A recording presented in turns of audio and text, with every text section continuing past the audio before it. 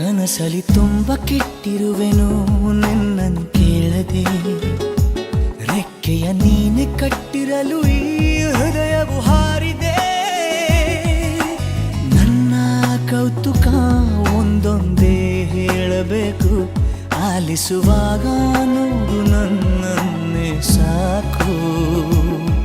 ಸಹವಾಸ ದೋಷದಿಂದ ಸರಿ ಹೋಗಬಹುದೇ ನಾನು, ನನಗಾಗಿಯೇ ಕಾದಿಟ್ಟುಕೋ ಹಠವೊಂದನು.